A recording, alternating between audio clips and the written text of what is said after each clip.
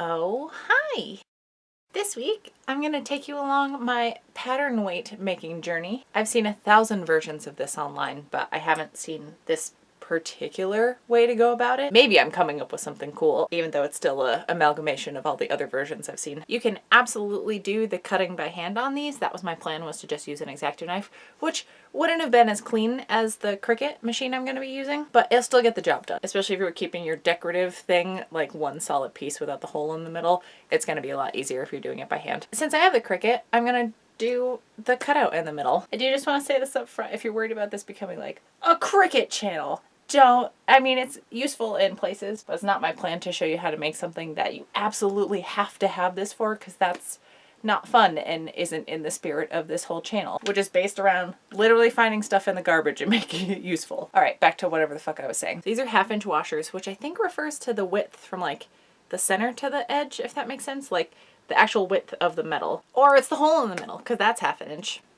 That's probably what it is, because that's what you need to pay attention to when you're buying them, is to see what it's going to fit over. Duh. But all I did was measure this outer ring and this inner ring. So I just layered 2 circles with those measurements and cut out the center one and have them all displayed on here. So I have a bunch of pieces of like paint chip cards that I stole from the store because it's free. So I guess that's also not really stealing, but you know what I mean. I'm also going to try these like fabric sticker things I got from my friend Allison and see how this goes. See if I didn't fuck everything up. Okay, I got all my paint chips set up. I didn't realize I had already cut a little bit out of one, so it might be a little too small. The pattern weight thing is more for utility than anything else. It'd just be fun to make it look nice. So I have all of these lined up together, and then these are in a row at the end, because once it finishes this guy, I'm gonna pause it, switch the setting to like a bonded fabric thing, because that's basically what this is. It's fabric with glue on the back on some sticker paper. Fingers crossed that should be fine. This is only my like 2nd or 3rd time using this machine, so I do not know what the fuck I'm doing. I don't know if you can hear that noise, but when it's connecting to the computer, it makes me feel like there is a drill hammering into my brain. All right, and since I feel like doing makeup today, and this is gonna take a minute, I'm gonna dig through my caboodle, which if you want to see how I organized all of this, I did do a video that was kind of just discussing the year. This in a weird way does symbolize like, hey, new year, new me. We got this. Apparently 2019 me wants to wear more makeup. Long story short, I'm gonna apply that while this goes. And actually it's probably gonna take me way longer. Hold on a second. Should I race the Cricut to finish my makeup before it finishes cutting this? I'm gonna take a wild guess and say this isn't gonna go well for me. But where's the fun in not trying bizarre shit? All right, Cricut, bring it on.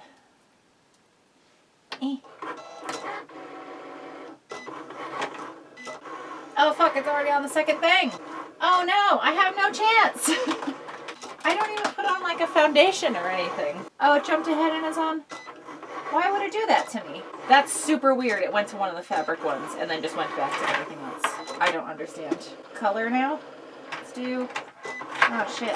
That's not the one I want for that. Is it swapping around just to fuck with me?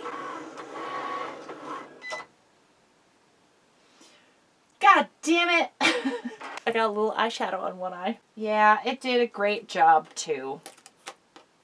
Damn it! Look at that shit though. It lined everything up perfectly. Granted, that took lining up on my end, but the fact I got to use a bunch of different chunks of material. Okay, I need to finish this so it doesn't look like I fucking got sucker punched. Finish doing the thing. It's really great putting on lipstick when everything's very dry, because, you know, it's fucking winter and I live in a house with a wood stove and just am a corn husk most of the time. Even though I drink so much water, that is not the issue here. But I get that nice dark chapped lip line from adding my lipstick. So that's gonna be fun. It's only gonna get worse as the day goes on too. But anyways, back to the actual project I'm working on. If you are gonna be a DIY wizard and do this by hand, I was just gonna use an X-Acto knife for the center and use scissors for the outside. And then much like with the project I just did with the D12 luminary, I'm gonna stick everything down with my old beat up shitty but still functional sticker machine, because the paint sample cards, it's thick cardstock, and if you saw the debacle that happened with the D12 luminary, you will know it wasn't going well just using the Mod Podge. Double stick tape should do the trick. It's only because I have this random shit laying around that I'm doing this the fanciest way possible. This does feel like bougie crafting. I'm confident in that I'm not the only person that goes out to a store or thinks that they need something, and then upon seeing it or having the idea or scoping out like any of the prices on things, you're like, nah, fuck that. I don't need to spend money on that. I can make it, even if it's a bigger time investment and maybe even sometimes a little more costly, though I am a very cheap prick, so that's almost never the case for me. It's almost always cheaper to just do it yourself. And like, what a fun way to live. I don't know. I think it's boring when you just buy everything. Unless you can't make it, then, you know, I get it. It's also fun trying, because then if the thing doesn't go well, at least you learn something. All right, let me get off my soapbox for the day. I'm just gonna pop these into my sticker maker. It just makes the worst noise. Yeah, so the rest of these are sticky. I'm gonna start applying them. This is the true test where I find out if I did the measurements correctly. Kind of.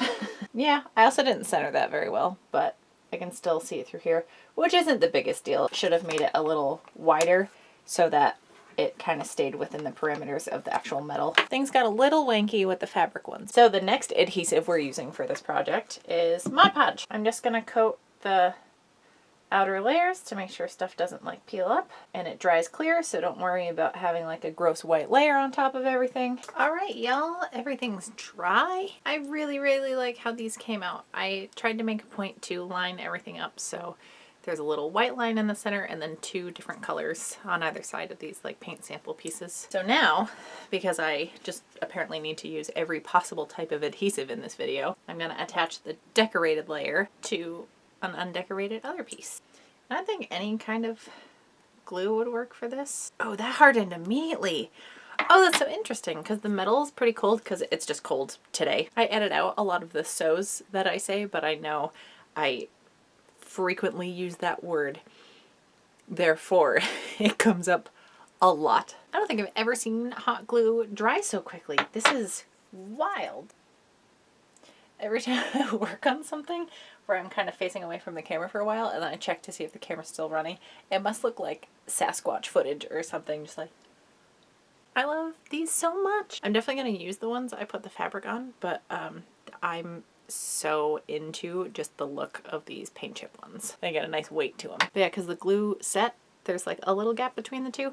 But again, this is just to hold stuff down. I just needed some weight, so it's fine. They don't need to be particularly structurally sound. I think that's gonna do it for this video. If you'd like to see the D12 luminary video that I did, this baby right here, I'll put a link somewhere over here. Feel free to subscribe. I am posting 2 videos a week for the foreseeable future, so I'll see you again in a couple days, and that way you don't have to miss out. And if you really like the stuff I'm doing, you can come hang out with me over at my Patreon page. I post early and exclusive content. Gonna be doing monthly live streams once I figure out the actual technical side of doing that, and it's just a good group of folks over there. Come join the fun! Guys, I'm so good at tools.